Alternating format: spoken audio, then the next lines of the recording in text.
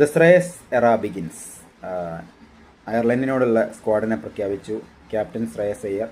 ശ്രദ്ധേയമായൊരു കാര്യം എന്ന് പറയുന്നത് വൈഭവ് സൂര്യവംശിയെ ടീമിലെടുത്തു എന്നതാണ്. നല്ല തീരുമാനം. കാരണം ഇനി അങ്ങോട്ട് വൈഭവിൻ്റെ ഒരു കാലമായിരിക്കും. IPL മാത്രമല്ല, ഇന്ത്യൻ ടീമിലും അദ്ദേഹത്തിന് ചലനങ്ങൾ സൃഷ്ടിക്കാൻ, മൈൽ സ്റ്റോണുകൾ ബ്രേക്ക് ചെയ്യാൻ ഒക്കെ പറ്റും. വേണ്ടി വന്നാലൊരു ഗോട്ട് പദവിയിലേക്ക് തന്നെ അദ്ദേഹത്തിന് വരാൻ പറ്റുന്നൊരു പ്ലെയറാണ് കൺസിസ്റ്റൻ്റ് ആയിട്ട് കളിച്ചാൽ. പക്ഷേ പുള്ളിക്കാരനെ, വൈഭവിനെ ഒരു ഫോർമാറ്റിൽ തന്നെ ഒതുക്കി കളയുമോ എന്നുള്ള കാര്യം സംശയമാണ്. ODIയിലും ടെസ്റ്റിലും ഒക്കെ എടുക്കുമോ എന്നുള്ള കാര്യവും സംശയമാണ്. ഏറ്റവും പരിതാപകരമായ കാര്യം എന്ന് പറയുന്നത് സൂര്യകുമാർ യാദവ് അടപടലം തവിടുപൊടി.